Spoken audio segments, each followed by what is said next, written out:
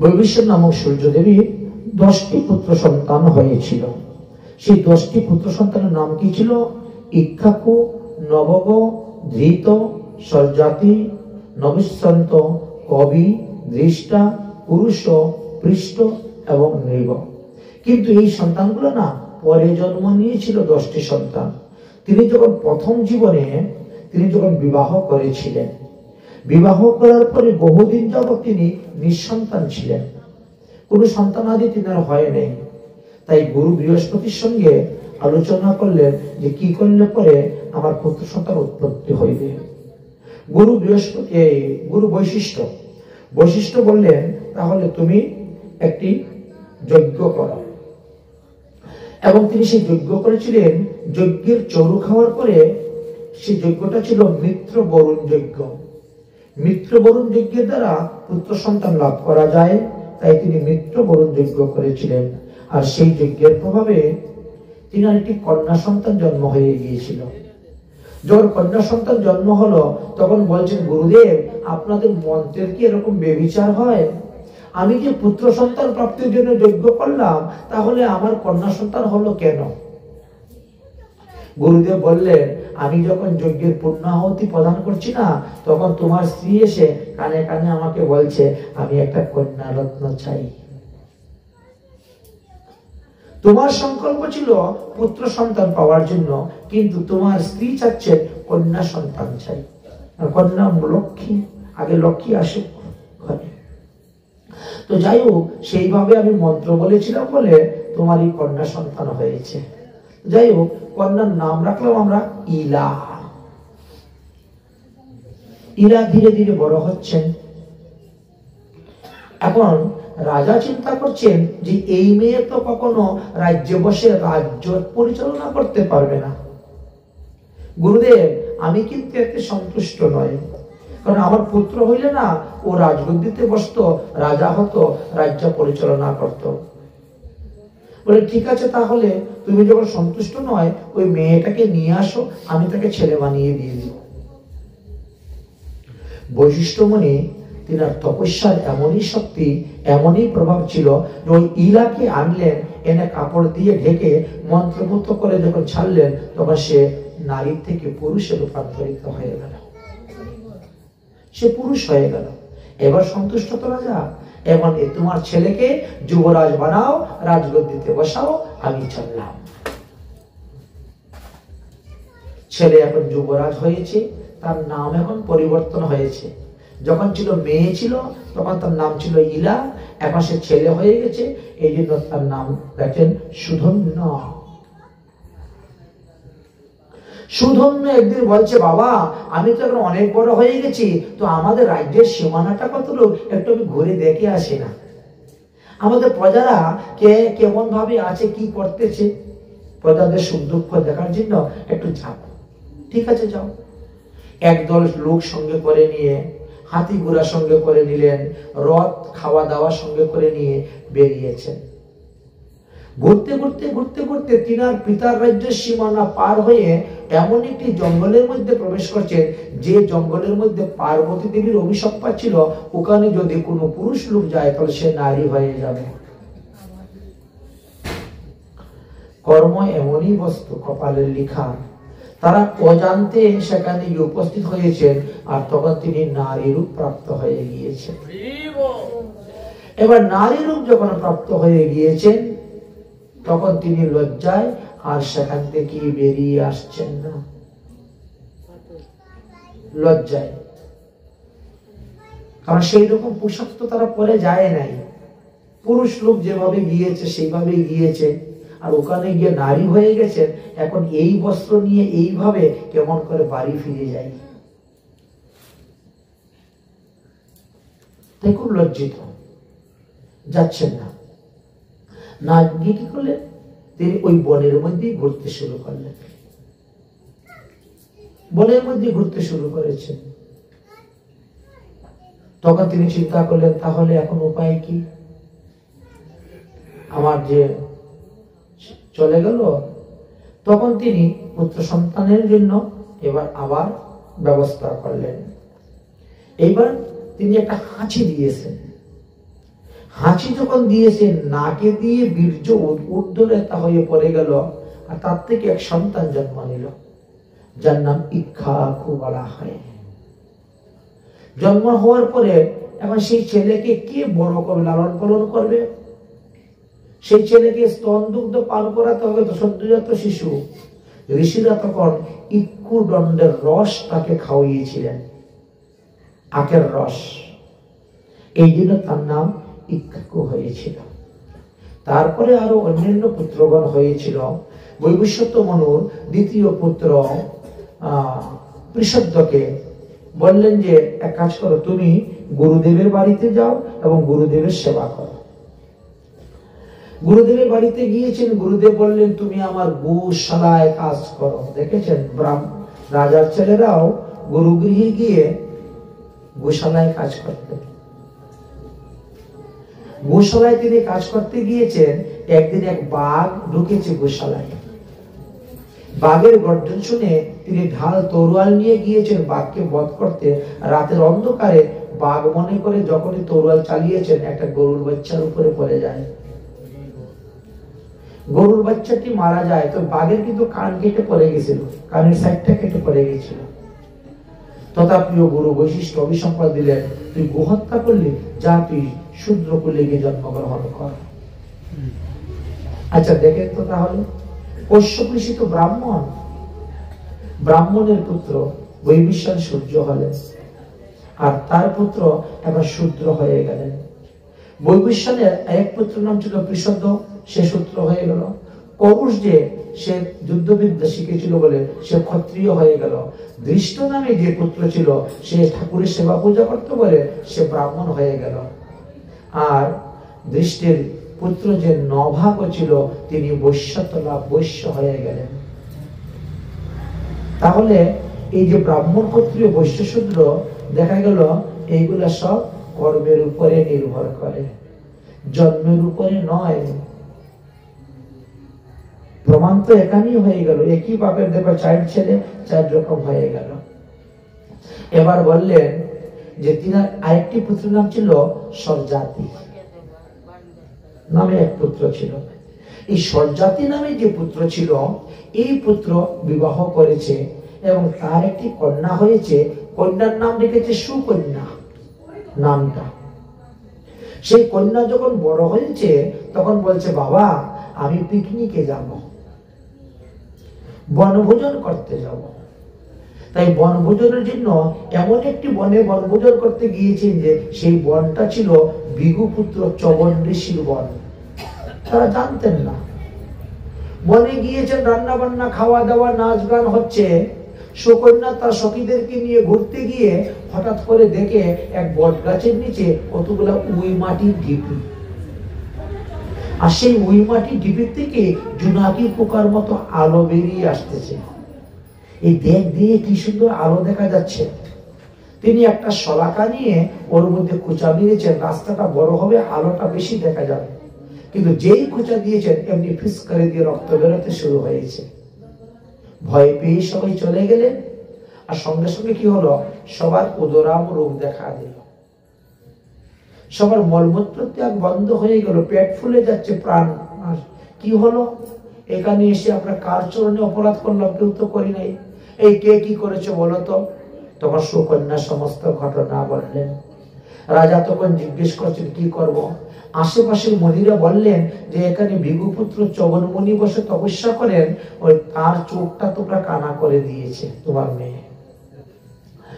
গিয়ে শত শত কলস জল ঢাললেন, ওই মাটি সরে গেল। ঋষির চরণে পরে ক্ষমা ভিক্ষা চাইলেন। ঋষি বললেন যে আমার চোখ অন্ধ করে দিয়েছে তোমার মেয়ে, এখন ক্ষমা ভিক্ষা চাইলে হবে? আমার সারা জীবনটা আমি চলবো কেমন করে? অতএব তোমার মেয়ে আমার কাছে বিয়ে দিয়ে যাও,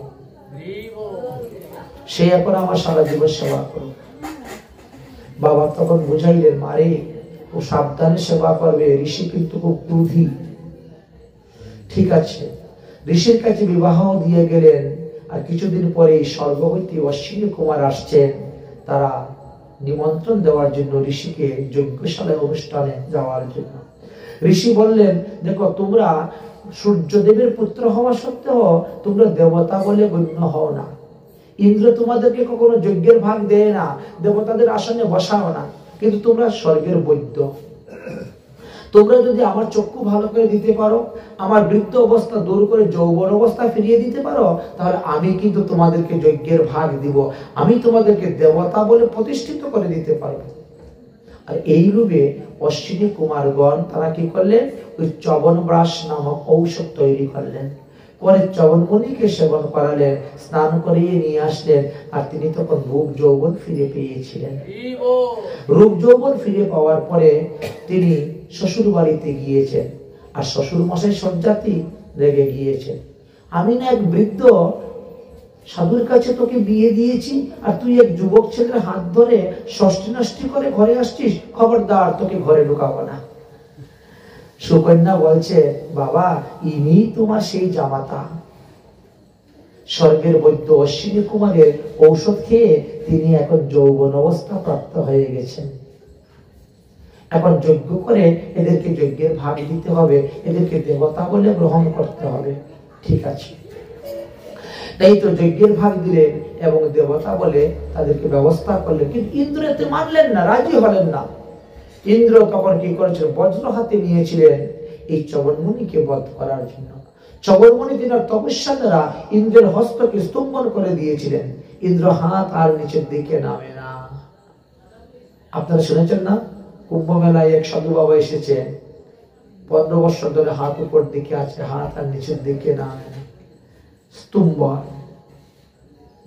দেবরাজ ইন্দ্রের এই অবস্থা হয়েছিল, হাত আর নিচের দিকে নামে না, ওই হাত উপর দিকে হয়ে আছে। তখন তিনি দেবগুরু বৃহস্পতির কাছে গেলেন, ব্রহ্মার কাছে গেলেন, তারা আসে সমস্যা সমাধান করলেন, আর এইভাবে ইন্দ্র তখন রক্ষা পেলেন। আচ্ছা, ইন্দ্র তখন রক্ষা পেলেন। এইবার আসলেন নাভাগ। নাভাগর চরিত্র কথা আলোচনা করছেন। এই যে তিনার এক পুত্রের নাম ছিল নাভাগ, এই নাভাগর বেশ নভগ ছিল, আর নভগর থেকে অনেকগুলি পুত্র জন্মগ্রহণ করেছিল, তার মধ্যে এক পুত্রের নাম ছিল নাভাগ। নাভাগ বাল্য বয়সেই হরিভজন করতে চলে গিয়েছিলেন। হরিভজনে সিদ্ধি লাভ করে যখন বাড়িতে ফিরে আসলেন, তখন দেখেন সম্পত্তি সব ভাগাভাগি হয়ে গিয়েছে, সব সম্পত্তি ভাগাভাগি হয়ে গিয়েছে। সম্পত্তি যখন ভাগাভাগি হয়ে গেছে, তখন তিনি গিয়ে বলছেন, বাবা, আমার ভাগের সম্পত্তিটা কোথায়? তিনি বলছেন, ভাইদের কাছে। কিন্তু ভাইদের কাছে যাওয়ার পরে তারা সম্পত্তি দিল না, বলো তারা আরো অন্যরকম কথা বলে। তখন তিনি বললেন যে আমি তোমার সম্পত্তি লাভের ব্যবস্থা করব, তুমি যাও, তুমি গিয়ে দেখো জঙ্গলে ঋষিরা তপস্যা করতেছেন, যজ্ঞ করতেছেন, যে যজ্ঞ 7 দিন করলে পরে সশরীরে বিমানে বসে যাওয়া যায় বৈকুণ্ঠ আদি, কিন্তু সেই যজ্ঞ 7 বছর ধরে করতে পূর্ণ হচ্ছে না, কারণ মন্ত্র ভুল। তুমি ওই 2টা মন্ত্র বলবে, তাহলে ওরা উদ্ধার হয়ে চলে যাবে, আর তুমি পাবে ওইখানে সমস্ত যজ্ঞ। ওখানে স্বর্ণের ইটের দ্বারা যজ্ঞ কুণ্ড তৈরি করা, স্বর্ণের কলস দিয়ে ব্রহ্মঘট স্থাপন করা, সমস্ত ঠাকুরের আসবাবপত্র স্বর্ণময়। তাই করেছিলেন, তাই তিনি প্রচুর সম্পত্তির মালিক হয়েছিলেন। তার পুত্ররূপে জন্মগ্রহণ করলেন মহারাজ অম্বরীশ। মহারাজ অম্বরীশ জন্মগ্রহণ করলেন। মহারাজ অম্বরীশের 300 জন রানী ছিলেন। একদিন দেবর্ষি নারদের সঙ্গে তিনার সাক্ষাৎ হলো। দেবর্ষি নারদকে জিজ্ঞাসা করলেন, আচ্ছা বলুন তো, কোথায় গিয়ে সাধন ভোজন করলে তাড়াতাড়ি ভগবান পদপদ্ম লাভ করা যাবে? তখন দেবর্ষি নারদ বলেন, শ্রীধাম বৃন্দাবন। যদিও অযোধ্যাতে তিনি বাস করতেন, অযোধ্যায় তো রাজধানী ছিল সূর্য বংশধর, অযোধ্যায় বাস করছেন, কিন্তু বলছেন অযোধ্যা মুক্তিদায়িনী তীর্থ হলেও বৃন্দাবন ধাম চতুর্বিধ মুক্তিদায়িনী তীর্থ, অতএব তুমি বৃন্দাবনে যাও। তখন কি করেছিলেন, তিনি সব থেকে ছোট রানী সুশীলাকে সঙ্গে করে নিয়ে শ্রীধাম বৃন্দাবনে গিয়েছিলেন। দেবর্ষি নারদের আজ্ঞা অনুসারে তিনি প্রতিটি একাদশী ব্রত নির্জলা থাকতেন, আর দ্বাদশী দিনে ব্রাহ্মণ বৈষ্ণবদেরকে ভোজন করানোর পরে তিনি স্বয়ং ভোজন করতেন। এইভাবে তিনি বহুদিন গত হচ্ছে। 1 বছর পূর্ণ হওয়ার একটা একাদশী মাত্র বাকি আছে, আর সেই একাদশীতে ব্রত করেছেন। পরের দিন যখন তিনি পালন করবেন তখন সেখানে দুর্বাসা ঋষির আগমন হয়েছে। তিনি বললেন যে ঋষিবর, আর মুহূর্ত সময় বাকি আছে পালনের, অতএব আপনি চলে আসুন, পালন করুন। আপনি অতিথিকে উপবাস রেখে গৃহস্থ কখনো ভোজন করতে নাই। অতিথিকে উপবাস রেখে যদি গৃহস্থ ভোজন করে না, এতে কিন্তু বিরাট কর্তব্য হয়ে যায়। ন ভোজনম তয়া মূরং চেষ্টিতেনাম অতিথীনাম সম্মুখম উপস্থিত সস্তত্র ক্ষুদিতম কুংতে কুম্বিপাকম নরকম ব্রজেত। অতিথিকে উপবাস রেখে যদি গৃহস্থ খায়, তাহলে তাকে কুম্বিপাক নরকে গিয়ে বাস করতে হয়। অতিথিকে উপবাস রেখে আপনি যতগুলা অন্ন খাবেন, তত বছর কুম্বিপাক নরকে বাস করতে হইবে। এই জন্য অতিথিকে উপবাস রেখে গৃহস্থকে কখনো ভোজন করতে নাই। তারপরে বললেন শত বৎসর তত অতিষ্ঠ অন্নম চন্দালতাং ব্রজেত ব্যাধি যুক্ত দরিদ্রশ্চ ভবেত জন্মানি জন্মানি। তারপরে 100 বৎসর পর্যন্ত তিনি অন্নহীন চন্ডাল জনিতে গিয়ে জন্মগ্রহণ করিয়া থাকেন, বহু কষ্ট পাইয়া থাকেন। এই জন্য অতিথিকে আগে ভোজন করাইতে হয়। যার মহারাজ বসুন, পালনটা করে নেন। কিন্তু দুর্বাসা ঋষি বলছেন, আমি তো এখনো তিলক সন্ধ্যা আহ্নিক করি নাই, আমি যাচ্ছি, এই যমুনায় স্নান করে এসেই আমি বসে যাব। যমুনায় স্নান করে তিনি যাবেন, তৈরি হয়েছেন। তত সময়ে দেখা যাচ্ছে যে অম্বরীশ মহারাজ দেখলেন যে এখন পর্যন্ত দুর্বাসা ঋষি ফিরে আসতেছেন না। ব্রাহ্মণদেরকে জিজ্ঞাসা করলেন, এখন আমি উপায় কি করি? তারা বলেন, এক কাজ করুন, বিষ্ণু চরণামৃত পান করে নিন। যদি বিষ্ণু চরণামৃত পান করেন তাহলে আপনার পালন হয়ে গেল। অথচ জলপানকে আহার বলা হয় না, অতিথিকে উপবাস রেখে গৃহস্থ জলপান করতে পারবে। অতএব আপনি এই জল তো সাধারণ জল নয়, বিষ্ণু চরণামৃতম, বিষ্ণু চরণামৃত পান করেছেন, সেবা কার্য করতে হবে। এই জন্য তিনি হস্তমুখ প্রক্ষালন করতে গিয়েছেন। আর দুর্বাসা ঋষি তখন এসে তিনি মনে করলেন কি, আমাকে উপবাস রেখে সে ভোজন করে নিয়েছে। যে বাড়িতে উৎসব হয়, অনুষ্ঠান হয়, সেই বাড়ির গৃহস্থ যদি আগে খায়, তাহলে তার উচিষ্ট হয়ে গেল বাকি সব অন্ন ব্যঞ্জন, তার উচিষ্ট হয়ে গেল বাকি সব অন্ন ব্যঞ্জন। এই জন্য গৃহস্থকে কখনো আগে খেতে নাই, সবার শেষে খেতে হয়। ঠিক তেমনি ভাবে আপনারা বাৎসরিক শ্রাদ্ধতে যান না? বাৎসরিক শ্রাদ্ধতে যান, বাৎসরিক শ্রাদ্ধের নিয়ম হচ্ছে আগে ভগবানের সেবা হবে, বৈষ্ণব সেবা হবে, তারপরে গিয়ে যার উদ্দেশ্যে শ্রাদ্ধ হচ্ছে তার পিণ্ডদান হইবে। আগে করতে নাই। যদি আগে করে নেন তাহলে কি হলো, ওই ব্যক্তির উচিষ্ট হয়ে গেল এগুলা।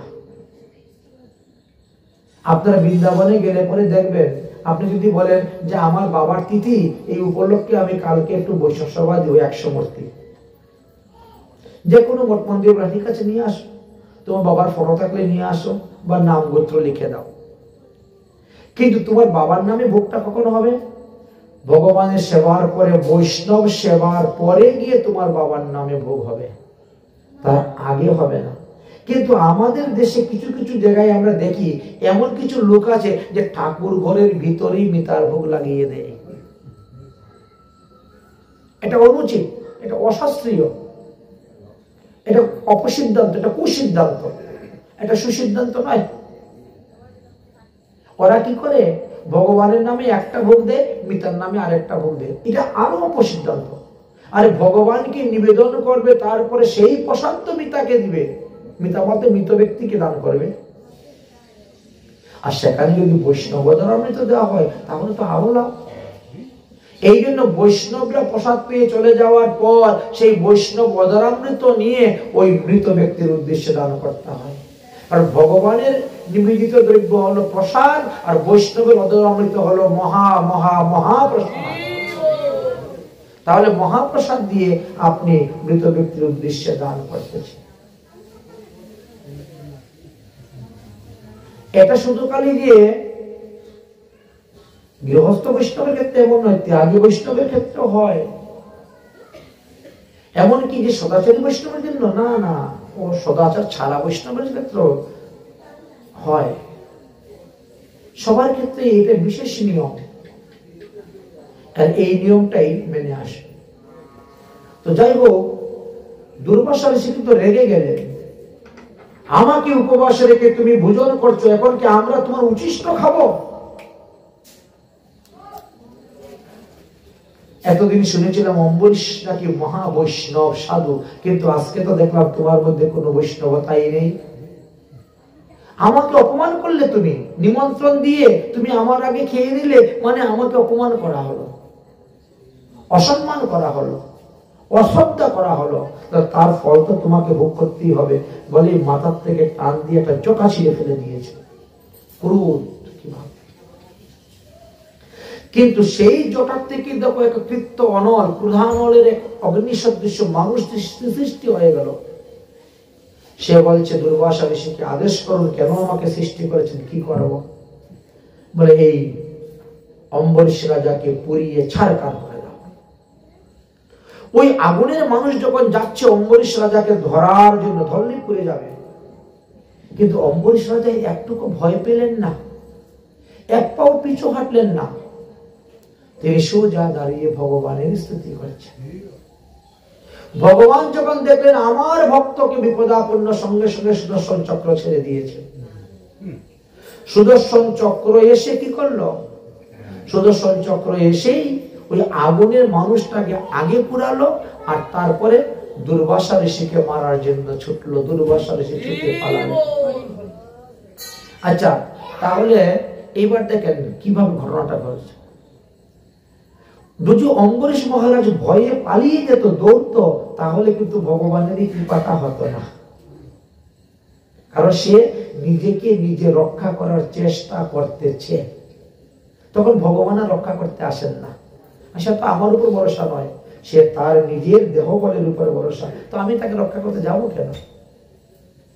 এর একটা সুন্দর দৃষ্টান্ত দিয়েছেন, উদাহরণ দিয়েছেন। একবার এক সাধু মহাত্মা, তিনি হরি নামের মালা নিয়ে জপ করে করে যাচ্ছেন তীর্থ ভ্রমণ। জপ করতে করতে এক নদীর তীরে দিয়ে তিনি যাচ্ছেন, হরি নামের মালা জপ করছেন, নামে প্রেমে বিভোর হয়ে আছে। এক ধূপা কতগুলা কাপড় ধুয়ে দিয়েছে রুদ্রে নদীর তীরে, আর ওই সাধু বাবা মালা জপ করতে করতে ওই ভিজা কাপড়ের উপর দিয়ে হেঁটে চলে যাচ্ছে। আচ্ছা, সাদা কাপড় বেচারা ধুয়ে নীলটি দিয়ে রুদ্রে দিয়েছে। দুপারা দেখেন না, কত কত কাপড় নিয়ে আয়, ধুয়ে দেয় একেবারে রুদ্রে, আর ওর উপর দিয়ে হেঁটে যাচ্ছে। ধূপা নদীর থেকে চিৎকার করছে, ও সাধু বাবা, তোমার কি কপালের নিচে চোখ নাই নাকি? দেখতে পাচ্ছ না আমি এত কষ্ট করে কাপড় ধুয়ে নীল দিয়ে দিয়েছি, আর তুমি চোখ তো কপালের উপরে উঠে গেছে। ও তো পরম চিন্তা করে করে যাচ্ছে, ও তো মালা জপ করতেছে, ঠাকুরের চিন্তা করছে আর যাচ্ছে। ও তো কাপড়ের উপর দিয়ে হাঁটছে না কিসের উপরে সে নিজেও জানে না। দুবার তিনবার চারবার ডাকা ডাকির পরেও যখন দেখা যায় বাবাজি তো আর শুনে না, বাবাজি তো একের পর এক সব কাপড় একেবারে পা দিয়ে চটকিয়ে চটকিয়ে যাচ্ছে, তখন ধূপার উঠেছে রাগ। ধূপার লাঠিটা নিয়ে এসে হাতে, ওই যে কাপড় পিঠে যে লাঠি, ধূপায় কাপড় ডান্ডা থাকে, হাতে নিয়ে, বাবাজি আজ তোমার দেখাবো মজাটা। তেরে মেরে তর্জে গর্জে আসছে, তেরে মেরে। ভগবান তখন বৈকুণ্ঠে বসে সকালবেলা বাল্যভোগ করতেছেন, লক্ষ্মী পরিবেশন করতেছেন। সকালের ঘটনা তো, সকালবেলা নারায়ণ বলছে, লক্ষ্মী জল দো জল দো, আমি তাড়াতাড়ি হাত ধুয়ে যাই, আমার এক ভক্তকে মারার জন্য ধূপা যাচ্ছে, আমি তাকে রক্ষা করতে যাব। গরুর গরুর তাড়াতাড়ি তাড়াতাড়ি তাড়াতাড়ি, আমার ভক্তকে, যে বড় লাঠি নিয়ে যাচ্ছে ভক্তকে মারার জন্য। বৈকুণ্ঠ হইতে ভগবান তাড়াতাড়ি হাত মুখ ধুয়ে গরুরের পিঠে উঠে রওনা দিয়েছেন ভক্তকে রক্ষার জন্য। আচ্ছা, এবার ভক্ত যখন কাছে এসে গেছে ধূপা, একবার শুনতে পেয়েছে ভক্ত, হ্যাঁ তুমি আমার কাপড় দিয়ে এখন তোমাকে দেখাবো। ভক্ত তখন কি করছে, পাশে ইট একটা নিয়েছে, আমারে মারবি আয় বলে ইট নিয়েছে হাতে ভক্ত। ভগবান বলছেন গরুর চলো আমরা বৈকুণ্ঠে চলে যাই আবার। বলে কেন? বলে ভক্ত তো আমার উপর ভরসা নেই, তার দেহের বলের উপর ভরসা, ইট নিয়েছে হাতে, একজনের হাতে লাঠি আর জনের হাতে ইট, দুজনে মারামারি করো, মাথা ফাটাফাটি করো, তাতে আমার কিছু যায় আসে না। ভগবান সিধা চলে গেলেন, ফিরে চলে গেলেন। আমাদের অবস্থা তাই। আমরা যদি 16 আনা ভগবানের চরণে অর্পণ করে দেই, তাহলে ভগবান কিন্তু আসবেন রক্ষা করতে।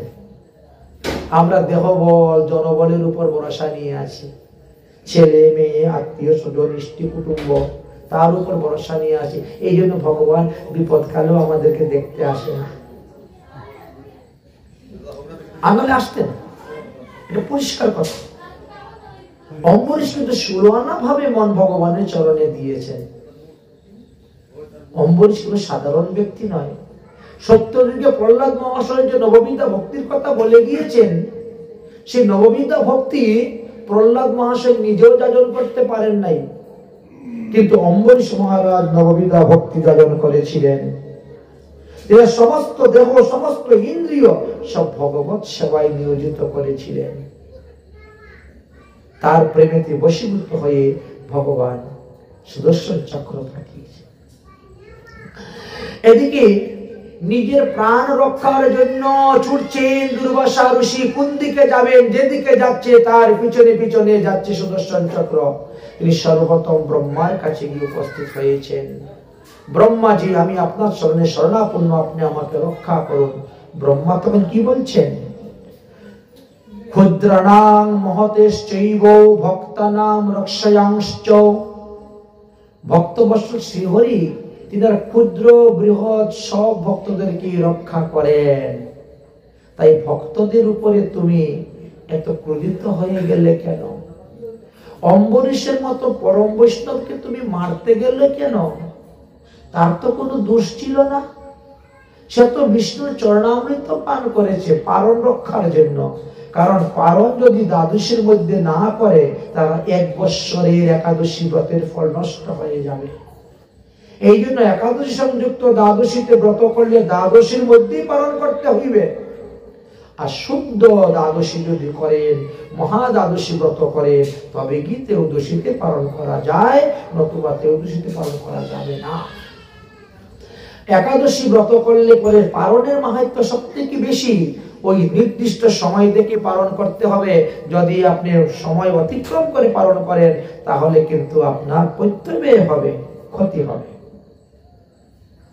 আর এই জন্যই তিনি তখন জল পান করেছিলেন। হেন বৈষ্ণবের নিন্দা করে যেই জন, সেই ব্যক্তি দুঃখ পায় জীবন মরণ। বৈষ্ণব নিন্দা যারা করে, তারা সারা জীবনই দুঃখ পায়, কষ্ট পায়। বিদ্যা কুল তপ তার বিফল যায়, বৈষ্ণব নিন্দা করে যে পাপিষ্ঠ দুরাচার। তুমি যে তপস্যা করেছো, সাধন করেছো, ভজন করেছো, সব নষ্ট হয়ে গেল, সব নষ্ট হয়ে গেল। এখন তুমি যদি ভগবান শ্রীকৃষ্ণের কাছে যাও, তিনিও তোমাকে আদর করবে না। পূজাও তাহার কৃষ্ণ না করেন গ্রহণ, বৈষ্ণব নিন্দা করে যে পাপিষ্ঠ জন। যারা বৈষ্ণব নিন্দা করেন, তাদের পূজা ভগবান শ্রীকৃষ্ণ গ্রহণ করেন না। তুমি তো বৈষ্ণব অপরাধী, বৈষ্ণবকে মারতে গেলেও অপরাধ। বলে হ্যাঁ, মারলে তো হবে, মারতে গেলেও অপরাধ। 6 প্রকার বৈষ্ণব অপরাধ হয়। যে ব্যক্তি বৈষ্ণবকে প্রহার করে, সে অপরাধী। যে বৈষ্ণবের নিন্দা করে, সে বৈষ্ণব অপরাধী। যে বৈষ্ণবকে দ্বেষ করে, হিংসা করে, সে বৈষ্ণব অপরাধী। যে বৈষ্ণবকে দর্শন করিয়ে প্রণাম করে না, বৈষ্ণবকে আদর করে না, অভ্যর্থনা করে না, সম্মান করে না, সেও বৈষ্ণব অপরাধী। যে ব্যক্তি বৈষ্ণবের প্রতি ক্রোধ প্রকাশ করে, সে বৈষ্ণব অপরাধী। আর যারা বৈষ্ণব দেখে আনন্দ পায় না, তারাও বৈষ্ণব অপরাধী। বৈষ্ণবের ঠাই হবে যার ক্ষুদ্র অপরাধ, মহা মহা ভজনেতে করে যাবে ভাত। অতএব বৈষ্ণব অপরাধী ঈশ্বর ভজন করলেও সে ফল লাভ করতে পারে না। সে মালা জপ করুক আর বিগ্রহ সেবা করুক, সব তার অজাগল স্তনের মতনই বিফল হয়ে যায়। সর্বমহাপশ্চিত্র যে কৃষ্ণের নাম, বৈষ্ণব অপরাধে সেহ না মিলিবে ত্রাণ। হরিনামের দ্বারা পাপের ক্ষয় হয়, কিন্তু হরিনামের দ্বারা বৈষ্ণব অপরাধ থেকে লাভ ক্ষয় হয় না। শতাং নিন্দা নামনং পরমং অপরাধ বিতুনুতে यत्र ख्याति जातम कतमं संस्थायं तद्गम्यम। বৈষ্ণব অপরাধী ব্যক্তি হরিনামের মুখ্য ফল লাভ করতে পারে না। হরিনামের দুটা ফল না, একটা মুখ্য ফল, একটা গৌণ ফল। নামাচার্য হরিদাস ঠাকুর বলে গেছেন, নামের মুখ্য ফল হলো নাম প্রেম দান করে, প্রেম ভক্তি দান করে, আর গৌণ ফল হলো পাপ নাশ করে। কিন্তু অপরাধ হচ্ছে না, পাপের নাশ করে। দেব যে দুষ্কৃতি জন বৈষ্ণবের নিন্দা করে জন্ম জন্ম নিরবধি সেই দুঃখে মরে। ভক্ত দুঃখ প্রভু কবু সহিতে না পারে, ভক্ত লাগিয়া দেখো সর্বদা কৃষ্ণ অবতারে। ভক্ত রক্ষা লাগি প্রভু করে অবতার, নিরবধি ভক্তের সঙ্গে করেন বিহার। জ্বলন্ত অনল প্রভু ভক্ত লাগি খায়, ভক্তের কিঙ্কর হয় আপন ইচ্ছায়। ভক্তনাথ ভক্ত বশ ভক্তের জীবন, ভক্তের গলা ধরিয়া প্রভু করেন ক্রন্দন। অতএব হেন ভক্ত ঈশ্বরের সমান, তার স্থানে পরাভোগ মানেন ভগবান। আর তুমি সেই বৈষ্ণবকে নিন্দা করলে, তাকে মারতে গেলে। আমি তোমাকে রক্ষা করতে পারবো না, তুমি বৈষ্ণব নিন্দু, তুমি এখান থেকে পালাও। তোমাকে রক্ষা করতে গেলে আমারও প্রাণ যাবে। ওই দেখতেছো, ওই দেখতে সুদর্শন চক্র আসছে, পালাও পালাও পালাও। যেই বলছেন এমনি তিনি পালিয়ে গেছেন। পালিয়ে কোথায় যাবেন? কৈলাসে মহাদেবের কাছে গিয়ে উপস্থিত হয়েছেন। আপনি আমাকে রক্ষা করুন, আমি আপনার অংশ অবতার, আমি আপনার উপাসক, আমি আপনাকে নমস্কার করি, আমি আপনার তপস্যা করি, আপনি আমাকে রক্ষা করুন, রক্ষা। মহাদেব বলছেন, হে দুর্বাসা, বৈষ্ণব নিন্দুক তুই পাপিষ্ঠ দুরাচার, ইহা হইতে দুঃখ যে কত পাইবে আর তার তো ঠিক নেই। আমি তো তোমাকে রক্ষা করতে পারবো না। এই জ্বালা সহিতে না পারো দুষ্টমতি, মৃত্যুর পরে কেমনে করিবে কুম্ভিপাকে বসতি। বৈষ্ণব নিন্দা করে যে ওই বৈষ্ণবের শরীরে যতগুলা লোম আছে তত বছর কুম্ভিপাক নরকে বাস করতে হয়। কেমনে করিবে কুম্ভিপাকে বসতি। যে বৈষ্ণবের নাম উচ্চারণ করলে সংসার পবিত্র হয়, ব্রহ্মা আদি গণ যে গান বৈষ্ণব চরিত্র, যে বৈষ্ণব নাচিলে পৃথিবী ধন্য হয়, আর সেই বৈষ্ণবের নিন্দা তুমি করলে, তুমি করলে। যে বৈষ্ণব জন বাহু তুলে নাচিলে স্বর্গের অমঙ্গল গুছে ভালো মতে, হেন মহাভাগবত রাজা অম্বরীশ, আর তাহারে নিন্দা করলে তুমি। তুই পাপিষ্ঠ, নিন্দা করলে তাহারও চরি। কি এমন দোষ করেছিল অম্বরীশ? হেন মহাভাগবত রাজা অম্বরীশ। শোনো বিপ্র, শোনো বিপ্র, বৈষ্ণব নিন্দা করে যেই জন, কুষ্ঠরোগ হয়ে তার শাস্ত্রেতে লিখন। 84 লক্ষ জম যাতনা প্রত্যেকে পুনর্পুনর ভুজিবে বৈষ্ণব নিন্দুকে। অতএব যত পাপ হয় অবৈষ্ণব নিন্দা করলে, তার থেকে শতগুণ পাপ হয় বৈষ্ণব নিন্দালে। আরে মূঢ় দুর্বাসা, তুমি আমার ভক্ত হলে কি হবে? আমার ভক্ত হইতে বিষ্ণু ভক্ত শ্রেষ্ঠ। আমি বৈষ্ণবদেরকে রক্ষা করার জন্য এই ত্রিশূল হাতে নিয়ে ঘুরে বেড়াই। মম প্রাণ হি বৈষ্ণব তেষাং রক্ষার্থম এবহি শূলং মায়া ধার্য হেতু না অন্যতম মেহমত কারণম। বৈষ্ণব আমার প্রাণ স্বরূপ। আমি বৈষ্ণবদেরকে রক্ষা করার জন্য ত্রিশূল হাতে নিয়ে ঘুরে বেড়াই। আর সেই বৈষ্ণবকে তুমি নিন্দা করেছো, আমি তোমাকে রক্ষা করতে পারবো না। যদি রক্ষা পেতে চাও তাহলে ভগবানের কাছে যাও, নারায়ণের কাছে যাও। ভজ ব্রহ্মণ গোবিন্দম স্মরম তস্য পদম্ভুজম সর্বয়াপদং বিনশ্যতি হরের স্মরণম ব্যাপিঃ। যদি রক্ষা পেতে চাও তাহলে ভগবানের কাছে যাও, গোবিন্দের কাছে যাও, তিনার চরণে শরণাপন্ন হও, তিনি হয়তো তোমাকে রক্ষা করতে পারে, আমি তোমাকে রক্ষা করতে পারবো না। দুর্বাসা ঋষি দৌড়তে শুরু করলেন ভগবানের কাছে, বৈকুণ্ঠে রওনা হলেন। শরণাগত সুকাত্তায় ভয় তারণে পরায়ণম ভগবত নবমামং ভিত্তম নারায়ণম নমস্তুতে। হে নারায়ণ, তুমি আমাকে রক্ষা করো, তুমি আমাকে রক্ষা করো। নারায়ণ বলছেন, আমি তো তোমাকে রক্ষা করতে পারবো না বাবা, কারণ তুমি বৈষ্ণব অপরাধী, আমি তোমাকে রক্ষা করতে পারবো না। তবে কি হবে, আমি তোমাকে উপদেশ দিতে পারি। প্রভু কহেন, উপদেশ কহিতে সে পারি, বৈষ্ণব অপরাধ আমি খণ্ডাইতে নারী। তুমি বৈষ্ণবের কাছে অপরাধ করে আমার চরণে ক্ষমা চাইবে, আমি তোমাকে ক্ষমা করতে পারবো না। যে বৈষ্ণবের স্থানে অপরাধ হয়ে যার, সেই যে কবিলে পুনর্বুঝে নহে আর। অর্থাৎ যে বৈষ্ণবের চরণে অপরাধ হইবে তার কাছে ক্ষমা চাইতে হবে। যাও তুমি অম্বরীশের কাছে গিয়ে ক্ষমা চাও, তুমি রক্ষা পেয়ে যাবে। কিন্তু যাবো কেমন করে প্রভু, তোমার সুদর্শন চক্র যে আমার পিছনে পিছনে ঘুরতেছে, আমার যে মাথা কেটে ফেলে দিবে, ততটা আমি আশ্বাস দিতে পারি। যতক্ষণ পর্যন্ত তুমি অম্বরীশের কাছে গিয়ে ক্ষমা চাও নাই, তত সুদর্শন চক্র তোমার পিছনে পিছনে যাবে, তোমার গলা কাটবে না। এই আশ্বাস ব্যক্ত দেওয়ার পরে এবার তিনি রওনা হয়েছেন অম্বরীশের কাছে যাওয়ার জন্য। উপনীত হলেন আসি অম্বরীশের কাছে, দেখেন রাজা সেই মতো দণ্ডাইয়া আছে। 1 বৎসর অম্বরীশ মহারাজ শুধু কালী বিষ্ণু চরণামৃত পান করেছিলেন, অন্ন গ্রহণ করেন নাই। অতিথি ব্রাহ্মণকে উপবাস রেখে অন্ন খাওয়া চলবে না, এমনই ছিলেন। দুর্বাসা ঋষি এসে অম্বরীশের চরণের মধ্যে লম্বা হয়ে পড়লেন, হে রাজন, তুমি আমাকে রক্ষা করো, আমাকে রক্ষা করো।